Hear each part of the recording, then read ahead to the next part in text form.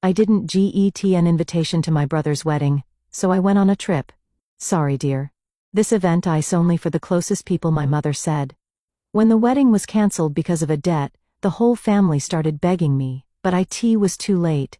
You ever feel like your own family built a life and left you out of it on purpose? That's exactly what happened to me. My name is Jenny, and the day I found out I wasn't invited to my brother's wedding, because it's just family, dear, was the day I realized how easily they erased me. What came next? Let's just say the family golden boy didn't make it to the altar. Not because I did anything, but because I finally chose not to. Stick around, because this isn't just a story about being excluded. It's about the power of saying no, when they only come calling to clean up the mess they made. Now, let's go back to where it all started. You always know when a phone call's going to change everything. It's in the pause before your mother speaks, in the chill behind her words. Mine came on a damp Thursday morning in Brooklyn, just as I was buttoning up my coat for work. "Jenny," she said, her voice clipped and cool. "You're not invited to Mark's wedding, it's just family, dear. Just family." I swear I forgot how to breathe. I stood there, phone pressed to my ear, staring at the dusty ficus in my apartment window. It didn't make sense. I was family, I was Mark's only sister, but that word just cut me right out of the frame. "What?" I finally choked out. "You're saying I'm not." "It's complicated," she said. "We've decided to keep it intimate. We, like a team." Like I was a stranger. Before I could respond, my phone buzzed with a group text notification. It was Mark, my golden boy older brother. His message was barely a sentence. "Hey, everyone, just confirming the guest list is tight. No extras, hope you understand, can't wait to celebrate." No extras. The pit in my stomach turned cold. My name wasn't even in that message, not a single direct word, just a public decree that I didn't belong. And like that, my world shrank. My mother's voice faded. The walls of my tiny apartment pressed in around me. I sank onto the edge of my bed, the faded quilt creaking under my weight, and stared at the text. They weren't even ashamed. No fight, no apology, just quiet dismissal. The worst part, I almost expected it. You see, I'd always been the quiet one. The afterthought. Mark got the cheers, the toast, the attention. I got side eyes and silence. When he won awards, we had dinners. When I got promoted last year, my mom forgot to call. And now, I was erased from the biggest day of his life. They were planning a wedding without me. A celebration in that big colonial house in New Jersey with fairy lights strung across the porch, and wine flowing like water. I could almost hear the clinking glasses and soft jazz from the speakers. Every cousin, every neighbor, even the dog would be there. Just not me. I sat there until my coffee went cold. My heart thudded in my ears louder than any subway roar. It wasn't about the wedding, not really. It was about a lifetime of being put second, no last, so I did what any rational woman might do when her family casually cuts her out of their lives. I got mad, I got quiet, and I started planning. Not revenge, not yet, just distance. Have you ever been told you don't belong by the people who raised you? Tell me in the comments, because what I did next, that was the first step in finally choosing me. That night, I didn't cry. I didn't scream into a pillow or call anyone for sympathy. I didn't even read the group text or replay my mother's voice. I just sat on my couch with the overhead light off, watching headlights flicker past my window like ghosts of lives I'd never lived. And then sometime around 3 a.m., I opened my laptop. Google. Last-minute flights from NYC. I didn't even know where I was going. I just knew I needed to leave. Not forever. Not dramatically. Just for now. Just long enough to remember what it felt like to be me. Outside the shadows of a family who never quite saw me. Portland. The word popped out like a whisper. Misty, green, unpredictable. Somewhere so unlike my life in Brooklyn, with its sirens and cigarette-slick sidewalks and family memories clinging to every corner. I'd never been to the Pacific Northwest, but something about it felt far enough. I booked a flight for noon. When the sun finally rose, its pale light seeped through the blinds and spilled across my half-packed suitcase. I threw in jeans, hiking boots, a few sweaters, and the scarf Aunt Lucille had given me 2 Christmases ago. The only person in my family who ever saw me fully, and who passed away 2 years earlier. She would have told me to go. She would have made me pancakes and said, "Jenny, honey, sometimes the best revenge is becoming impossible to ignore." The cab ride to the airport was silent. I stared out the window while my driver hummed along to a pop song I didn't recognize. At JFK, the crowds buzzed around me, all clutching passports and Starbucks, boarding passes and goodbye hugs. I had no one waving goodbye. No one even knew I was leaving, and I didn't tell them. I think part of me wanted to disappear quietly, the same way they had erased me. 6 hours later, I stepped out into the drizzly Portland air and felt something unexpected. Relief. The city didn't know me. The trees didn't hold grudges. The strangers didn't look at me with that tight-lipped sympathy I'd grown to hate. Here I was, no one's disappointment, no one's difficult daughter. Just Jenny. Just Jenny. I checked into a tiny and outside the city. A converted craftsman tucked behind a bookstore and a cafe that smelled like cinnamon and stories. My room had a slanted ceiling, creaky floorboards, and a window with foggy glass that looked out over a street lined with crooked trees. That first night I didn't sleep much, but I did breathe. And that was something. The next morning I walked. I wandered aimlessly through wet sidewalks and hidden alley murals, past coffee carts and vinyl shops and moss-covered benches. I stopped for tea at a cafe where no one asked me about Mark. No one looked at me like they were about to say, "It's just family, dear." It was the first time in years I wasn't preparing for someone else's expectations. I thought about all the times I'd bent myself into someone else's shape, helping with Mark's college essays because he's better with numbers, organizing Mom's birthday party while she gushed about how thoughtful Mark was for remembering the champagne, skipping my own vacation to attend his law school graduation. I had been the scaffolding for everyone else's moments, but now I was gone and no one noticed.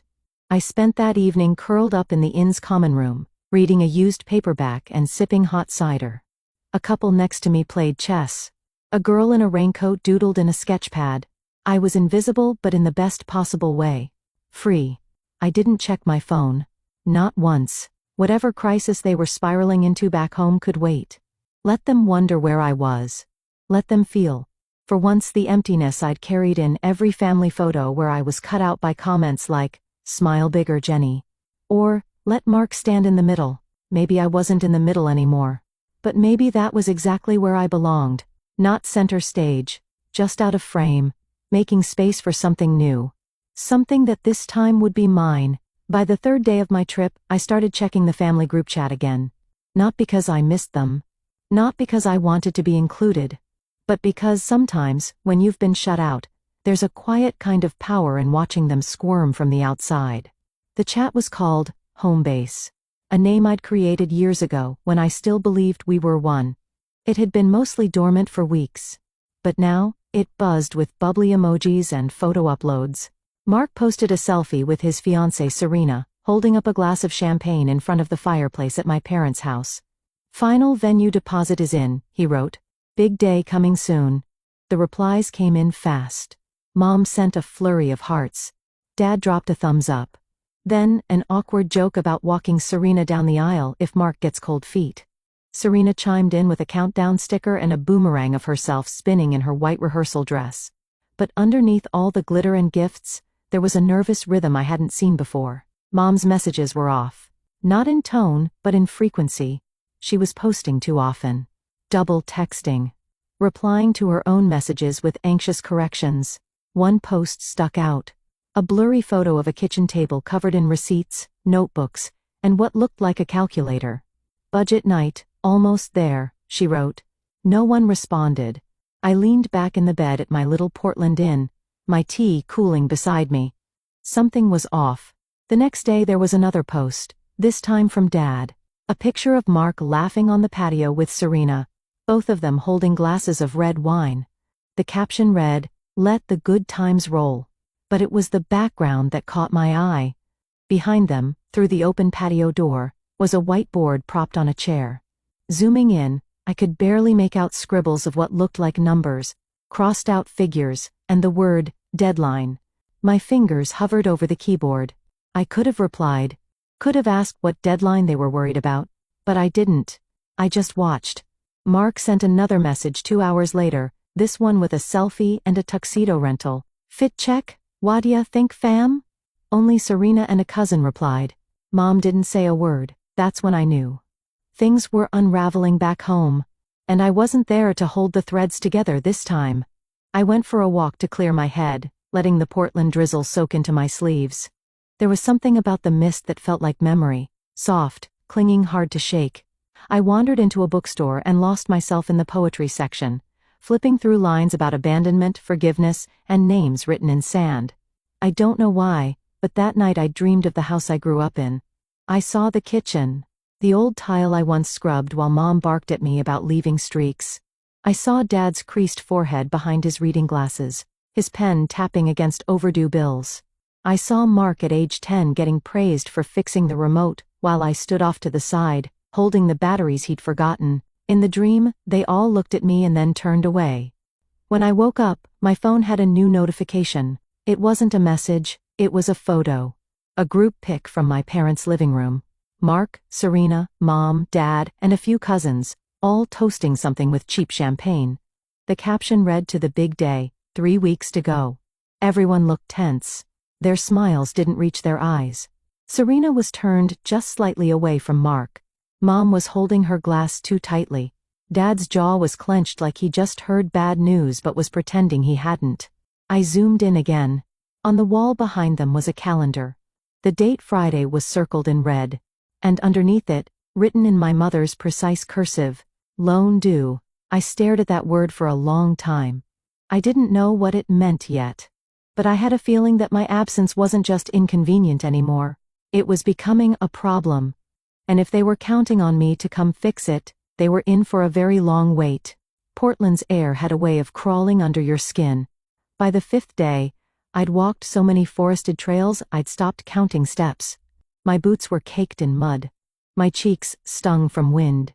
But my chest, it felt lighter. Like every breath I took peeled away one more layer of bitterness. I found myself on a coastal trail that curved along a cliffside. Moss-covered rocks, gulls circling above, waves crashing far below like some ancient private language. I wasn't thinking about the wedding, or the texts I hadn't answered, or the silence from my mother. I was just walking. That's when I heard her laugh. It was sharp and free, echoing off the rocks like a song that didn't care who heard it. I turned to see a woman, maybe my age, maybe a few years younger, kneeling on a patch of damp grass, photographing a patch of wildflowers poking through the moss. She had curly dark hair tucked into a mustard beanie and wore mismatched gloves. She noticed me watching and grinned. "They bloom late this year," she said, standing and brushing off her knees. I always forget how stubborn life can be. I gave a polite smile, ready to walk on, but she tilted her head. "You're not from here, are you?" I hesitated. "Brooklyn?" She pointed at my scuffed boots. "Thought so. You've got the look of someone trying to outwalk something." I couldn't help it. I laughed. "Is it that obvious?" She shrugged. "Only to someone who's done the same." That was how I met Clara. Clara, the florist/part-time poet who spoke like she'd read your heart before you opened your mouth. She asked no questions I didn't want to answer, didn't pry into the pain behind my quiet. She just walked with me for a while, pointing out tide pools and explaining the names of local birds. At the trail's end, she paused. "There's a dinner party tonight. Not fancy. Just a few of us misfits who cook too much and talk too loud. You should come." I blinked. "Me? Yeah. You bring wine if you want, or nothing. Just yourself is good." I hadn't been invited to anything I didn't even know how long. For a moment, I almost said no. The voice in my head, my mother's voice, whispered, "Don't impose. You'll make it awkward, you don't fit in." But another voice, mine, whispered louder, "Say yes, just this once." Clara scribbled her address on a napkin and handed it to me like a secret. That night I stood outside her house, a faded blue bungalow with a crooked mailbox and wind chimes that sang like glass laughter. I almost left. Then the door opened and Clara waved me, and like we were old friends. Inside, the house glowed. Mismatched chairs, pots of pasta steaming, people shouting over music and laughing with their mouths full. No judgment, no calculation, no one asking if I RSVP'd or whether I brought the right gift. Just life. Raw and loud and real. Clara introduced me as Jenny from the East Coast, who walks like she's unraveling, and somehow still standing. I should have been embarrassed. Instead, I laughed until my ribs hurt. Someone handed me a plate. Someone else poured me a glass of red wine. I sat between a woman named Mo who made her own soap, and a guy named Devin who taught guitar to kids in foster care. They didn't ask about my family. They asked what made me happy, what kind of sky I missed, what food I'd cook if I could only make one dish for the rest of my life. I hadn't had a conversation like that in years. Somewhere between the garlic bread and the last pour of wine, I felt something shift. I felt seen. Not as the daughter who was too quiet. Not as the sister who didn't sparkle like Mark. Not as the ghost in the family album. Just Jenny. By the time I left, Clara hugged me like we'd known each other for years. "You're good company," she whispered. "You don't know anyone in explanation for existing, you know." I walked home with her words buzzing in my chest. No one had ever said that to me, not once. And as I curled into bed, phone still untouched, I realized there was a whole world outside the circle I'd spent my life trying to belong to. And maybe, just maybe, I didn't need their seat at the table anymore. Because I was starting to build my own. I didn't check my phone for 3 full days. Not once. Instead, I let it sit at the bottom of my tote bag, silenced, while I lived like someone no longer tethered to obligation. Clara took me to a local poetry reading. I helped Mo make soap in her garage, lavender and lemon zest. I even stayed up late one night sketching out a recipe for lentil stew I wanted to try. Something that would have been laughed off at home as too weird or too earthy. For once, no one was measuring my worth by how useful I was. But on the morning of the 4th day, curiosity tugged at me. I turned on my phone while sipping coffee in a sun-drenched Portland cafe, half expecting a handful of messages. Instead, it was a deluge. 14 missed calls, 9 voicemails, dozens of texts from my mother, my father, even Mark. The tone was scrambled like no one had agreed on how to talk to me. From Mom, "Jenny dear, just checking in, hope you're safe." 3 hours later, "I know you're busy, but we really need to talk. Please answer." Then "Jenny, this isn't funny. We need your help." Mark's message was less subtle. "Can you be an adult for once and call us back? This is serious." And then the one that made my stomach clench. "The venue needs the final payment by Friday, or they cancel. If you won't help for us, at least think about how this affects Serena." Serena, the perfect bride-to-be, the new favorite. I could picture her crying in the guest room, Mom rubbing her back, Dad signed dramatically about how unreliable Jenny always was. The guilt was there. Of course it was. It had been planted deep years ago like a seed. But something else rose stronger, a strange, almost thrilling calm. Because I hadn't done anything. Nothing cruel, nothing loud. I hadn't stormed out, or made a scene, or gone on Facebook to air family drama. I had simply disappeared. And in my absence, everything was falling apart. That night I listened to the voicemails. Not all of them, just enough to catch the pattern. Mom's voice went from sweet to sharp in seconds. "Jenny, we're just trying to figure things out. It's not fair for you to disappear like this. We've always supported you when you were figuring things out after college when you changed jobs, remember? It's one signature. You have the best credit in the family. The bank already flagged the application without you. So that was it. That's what this was all about. They needed me to co-sign. That invisible, unspoken contract that comes with being the reliable one. The one who never asks for help. The one who's expected to save the day, even when she wasn't invited to it." The final voicemail was from Dad, his voice low and edged with frustration. "I know you're upset about the wedding stuff, but this is your family, Jenny. We need you. Mark needs you. You're the only one with a clean credit line. We'll make it up to you. But right now, we need that signature." I stared out the cafe window for a long time after that. The rain had started again, tapping softly against the glass. I imagined my mother at the dining room table, calculator in hand, muttering about how ungrateful I was. My father pacing, muttering, "We'll figure it out," while doing nothing. Mark scrolling through groomsmen gifts, assuming it would all somehow fall into place. They'd all been counting on my silence. On the part of me that still wanted to be needed. But here's the thing they forgot. Need only works if the door swings both ways. If you're never invited, you're not obligated. If they erase you, they can't expect you to write them back into the picture. I sipped my coffee slowly and deleted every voicemail.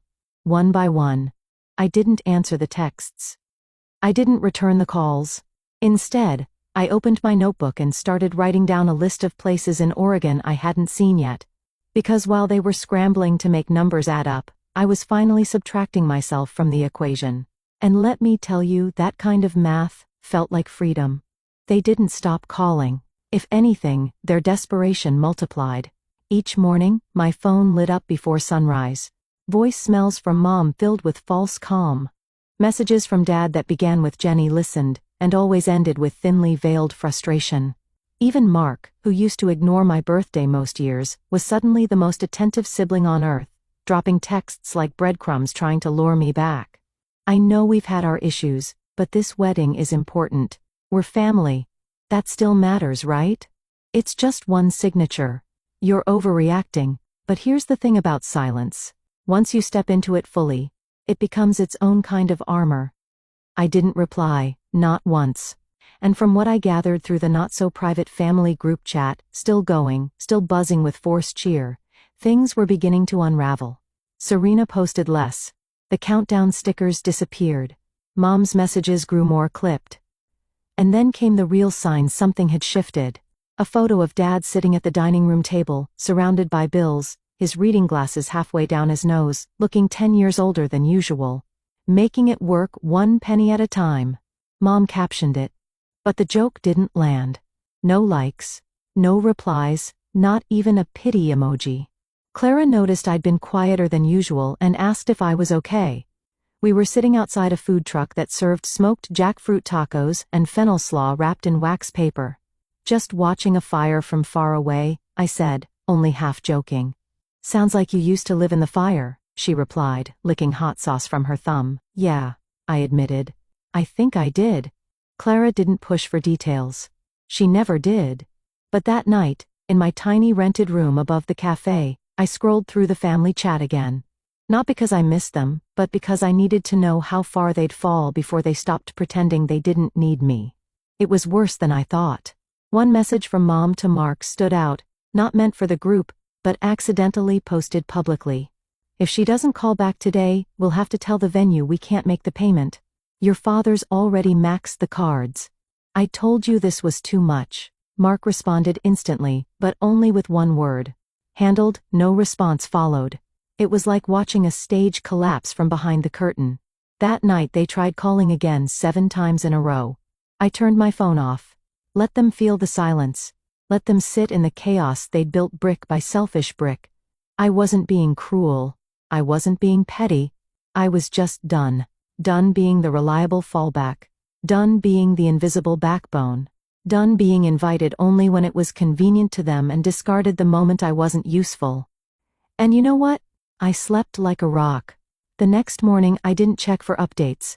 I made banana pancakes with Clara and Mo in their shared kitchen, laughing over a broken spatula and someone's burnt toast. And when Clara offered to drive us all up to Cannon Beach for the day, I didn't hesitate. While my mother probably sat on hold with the bank, while Mark paced and panicked, while Serena tried on a dress she might never wear, I stood on a windy shoreline wrapped in a borrowed jacket, toes digging into cold sand. No phone, no guilt, no obligations. Just the rhythmic hush of the tide like a promise. This is what peace sounds like when you finally stop begging for it. The sky was gray again. In Portland, that meant comfort more than gloom. Like the world itself understood the need to go quiet to pull inward to rest. I sat alone in a tiny cafe tucked between a comic shop and a laundromat, sipping oat milk chai and listening to rain tap gently against the windows. And then, for the first time in 2 days, I turned my phone back on.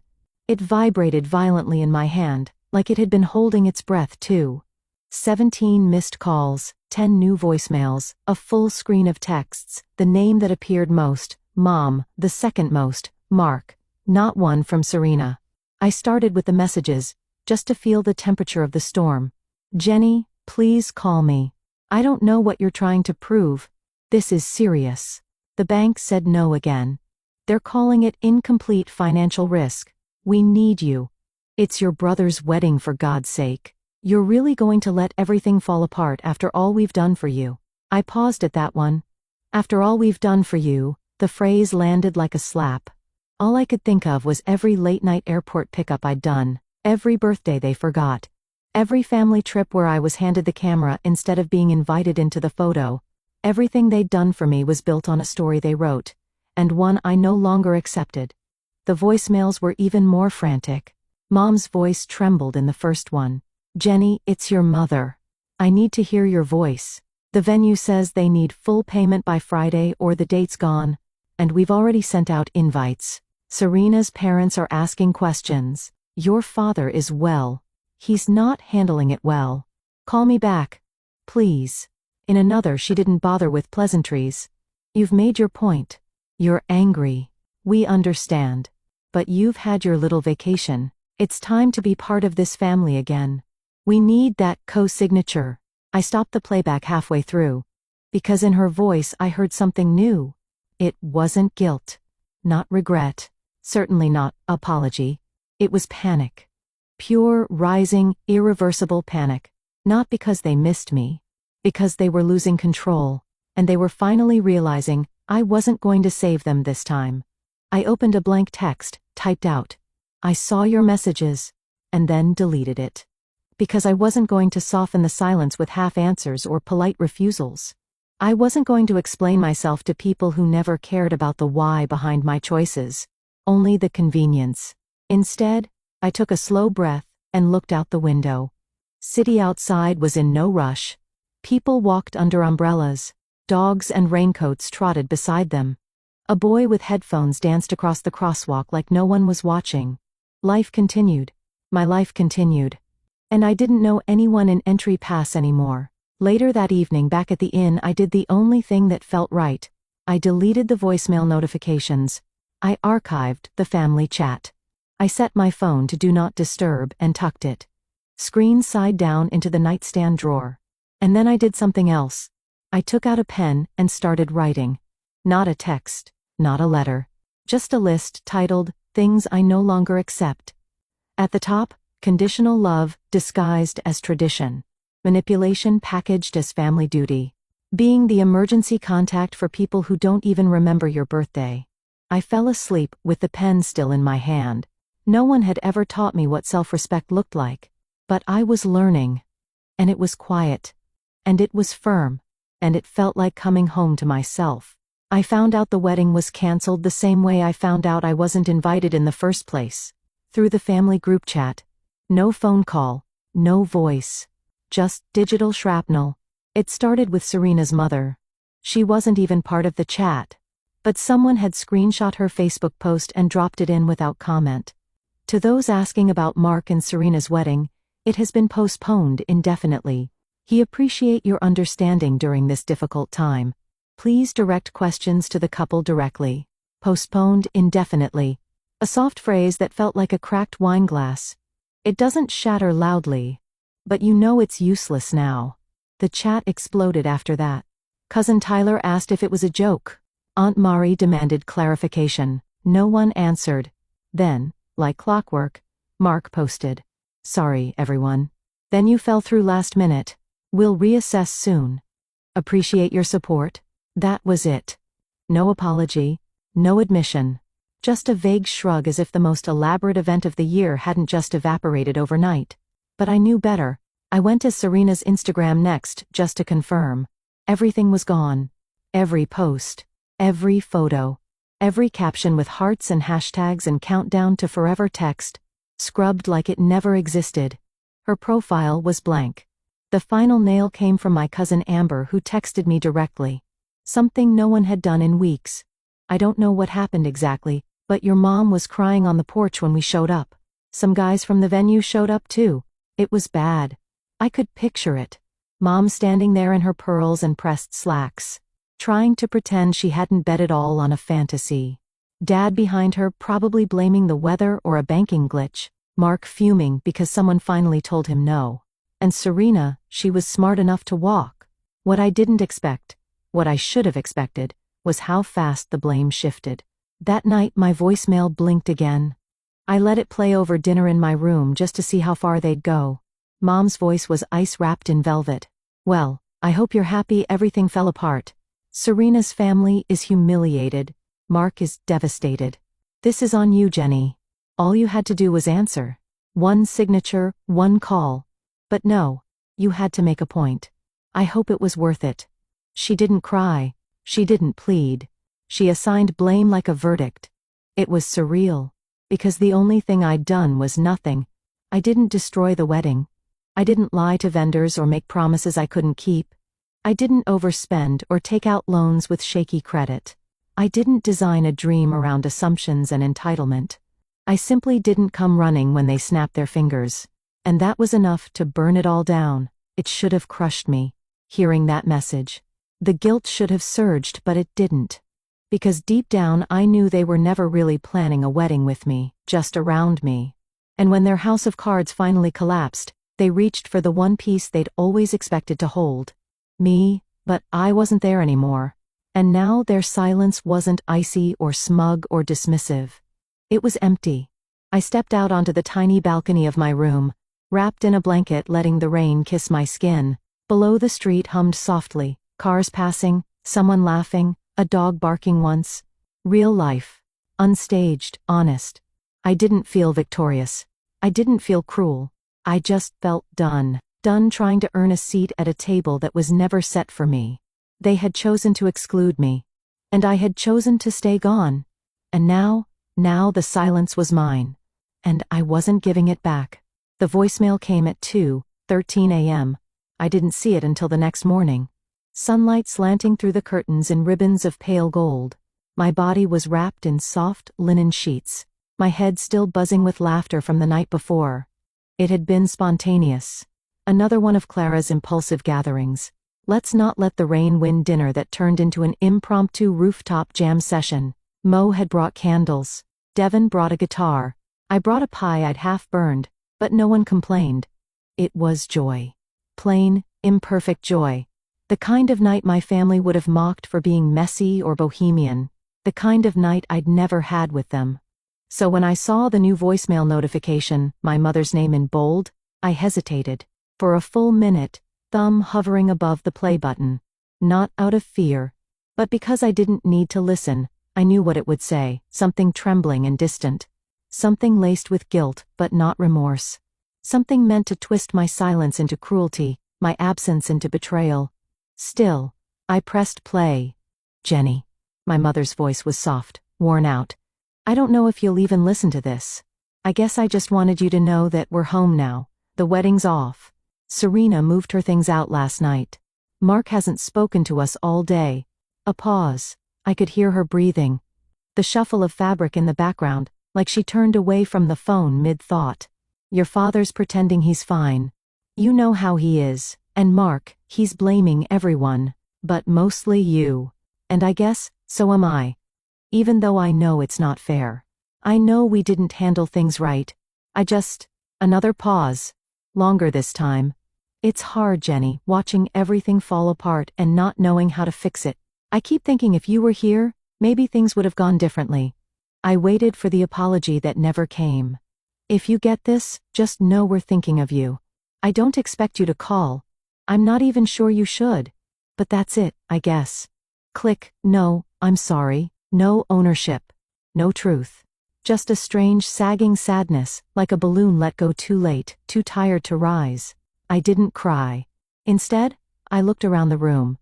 My sketchpad was still open on the nightstand, a half-finished drawing of a pine tree lined by the coast. My mug from the night before sat half-empty, lipstick smudged at the rim.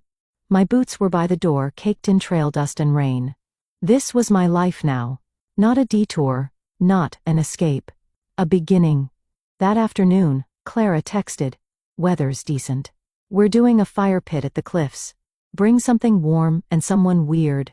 I smiled, texted back, "On my way." And I brought cupcakes. From the cafe downstairs, nothing fancy. Just soft, sweet, and a little messy like all the best things are. We sat under a sky full of soft clouds and crackling flames. Devin played something slow on his guitar. Mo recited a love poem she wrote about her cat. Someone brought a Polaroid and kept taking blurry, badly lit photos. None of us minded.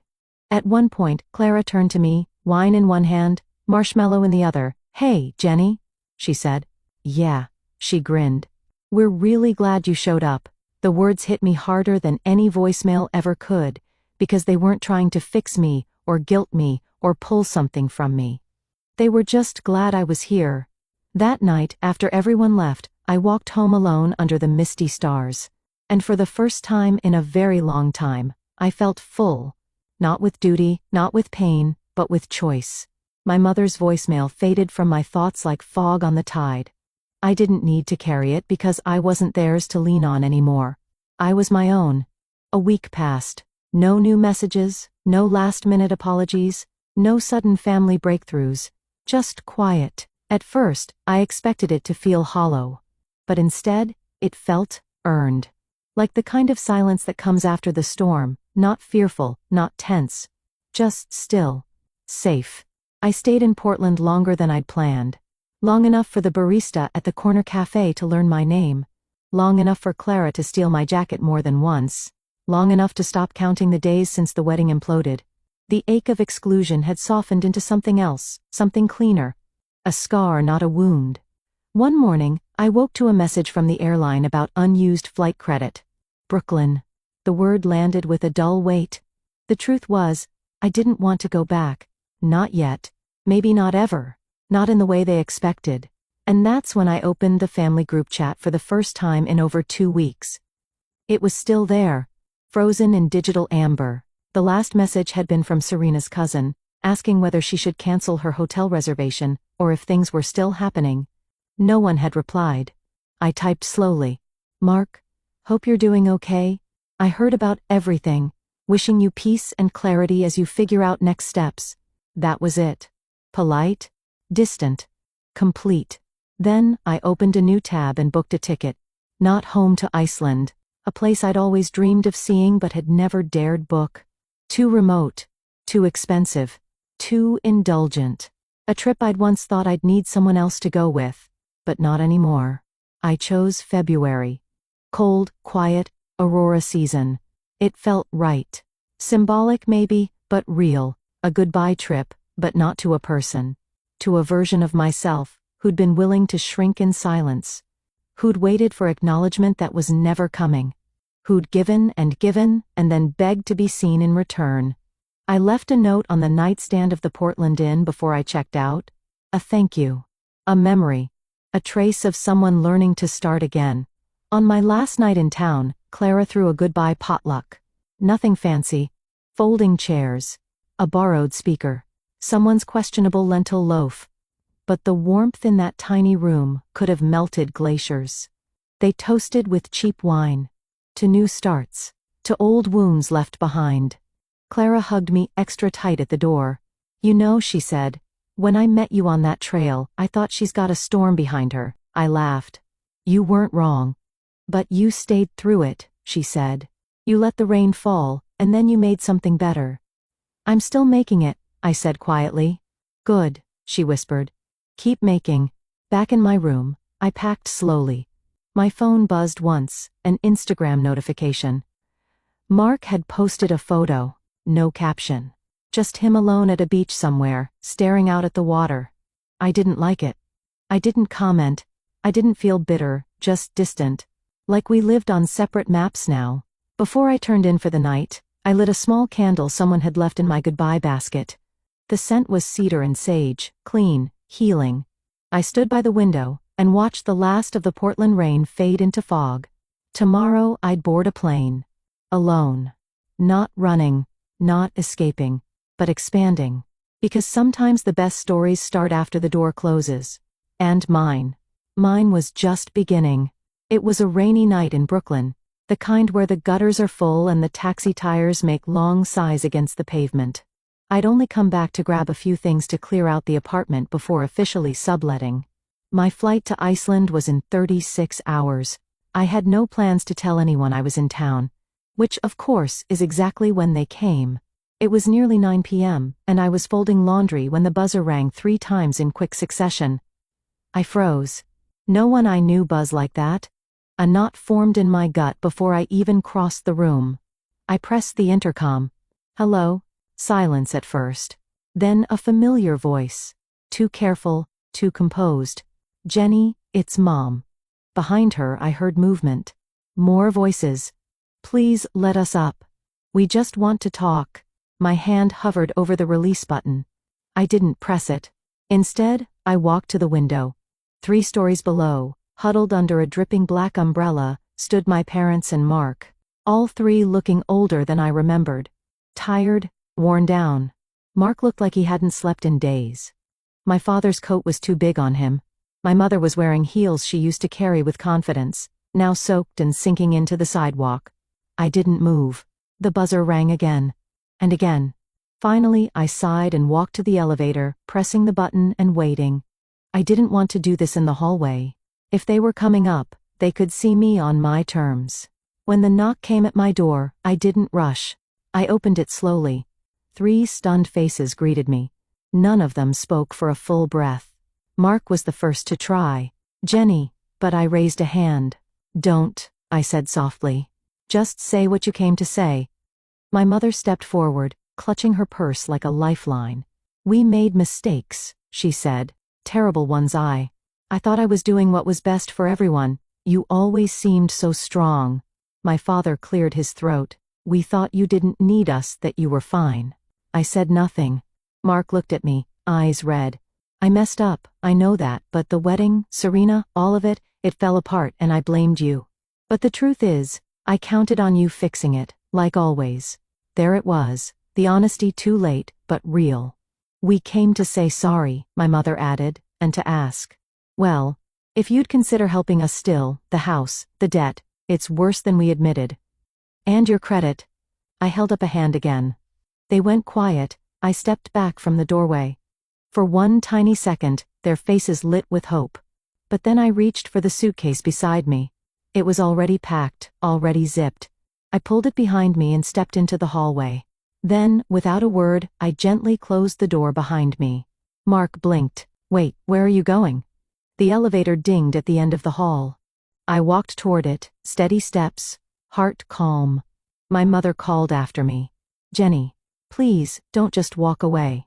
I didn't turn around. I pressed the button. The doors slid open with a soft whoosh, and I stepped in. They didn't follow. They just stood there, all 3 of them still soaking from the rain, still carrying everything they refused to see until now. The doors began to close. And just before they did, I met my mother's eyes one last time.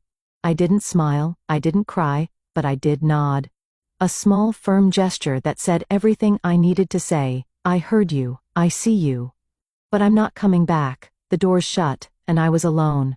As the elevator descended, my reflection stared back at me from the mirrored panel. For the first time in a long time, I saw someone I respected.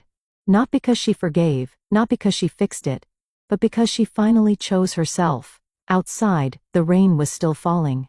But this time, it didn't feel heavy. It felt like cleansing, like beginning.